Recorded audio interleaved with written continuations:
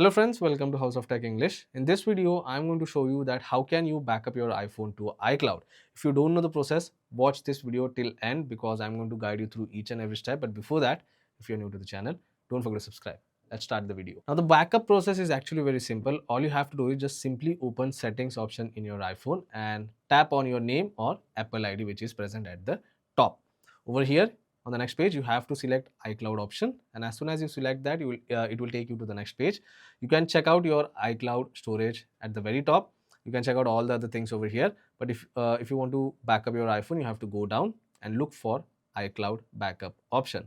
Now currently you can see there is a green color dot, which means my iPhone's backup is complete. And in your case, if you are able to see red dot or gray dot, it means that the backup is not complete. So all you have to do is simply tap on your iCloud backup option, and on the next page select backup now. Also one more thing, there is an option of backup over cellular. If you want to do the backup using cellular data, you can turn on this toggle, but I would recommend to do the backup on Wi-Fi connection.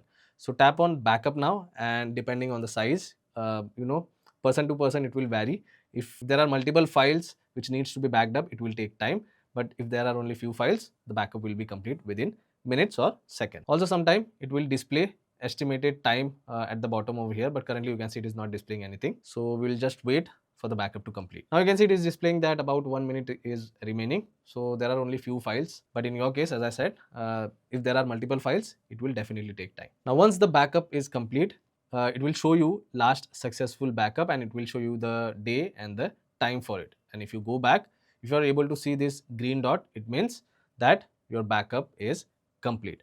So yes, this is how simple it is to backup your iPhone to iCloud. Also keep one thing in mind, that if iCloud storage is full, then you might need to purchase additional storage in order to backup your iPhone to iCloud.